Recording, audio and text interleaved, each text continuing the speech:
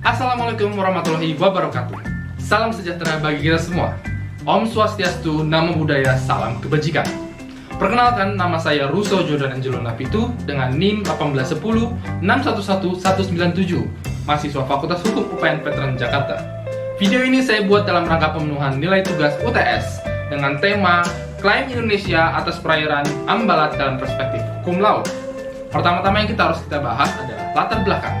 Indonesia memiliki batas wilayah laut berdasarkan UNCLOS ataupun United Nations Convention of the Law of the Sea yang diratifikasi pada Undang-Undang Nomor 17 Tahun 1985. Indonesia saat ini memiliki kurang lebih 17.506 pulau, dan berkaitan dengan Ambalat sendiri, kita sudah ada penandatanganan perjanjian tapal batas kontinen antara Indonesia dengan Malaysia pada 27 Oktober 1969, dan ini bisa dijadikan bahan Indonesia untuk mengajukan klaim terhadap Blok Ambalat.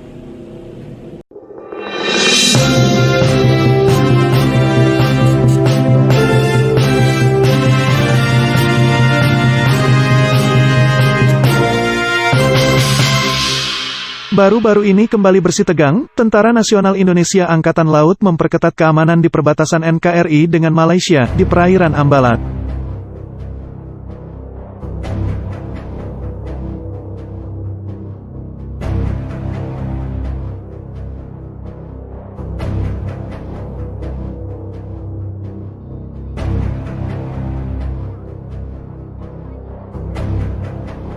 Setelah melihat video dan juga pembahasan sebelum ini, maka ada beberapa pertanyaan ataupun analisis. Yang pertama adalah, apakah dasar hukum Malaysia untuk melakukan klaim atas sengketa kepemilikan terhadap Blok Ambalat?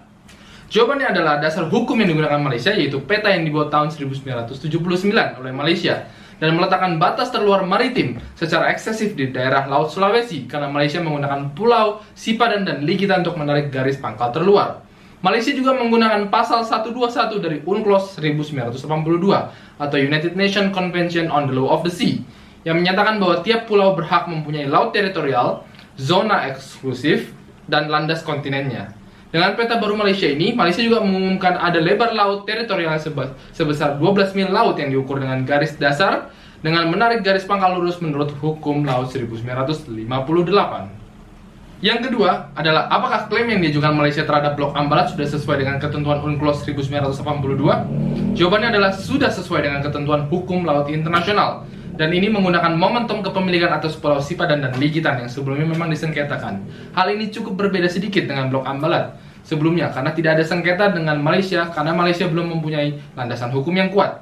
Peta tahun 1979 yang dibuat Malaysia cukup dinilai lemah karena peta tersebut dibuat secara sepihak dan Indonesia menolak terhadap peta tersebut. Namun bila menggunakan dasar kepemilikan Pulau Sipadan dan juga Ligitan, termasuk wilayah lautnya sesuai dengan UNCLOS pasal 12, hal tersebut bisa dimungkinkan menjadi alasan untuk mengajukan klaim terhadap Blok Ambalat di Indonesia.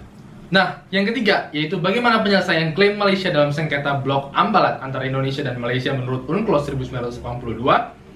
Jawabannya adalah, penyelesaian klaim Malaysia dalam sengketa ini menurut hukum internasional diberikan kebebasan bagi kedua negara antara Indonesia dan Malaysia sepanjang itu disepakati bersama.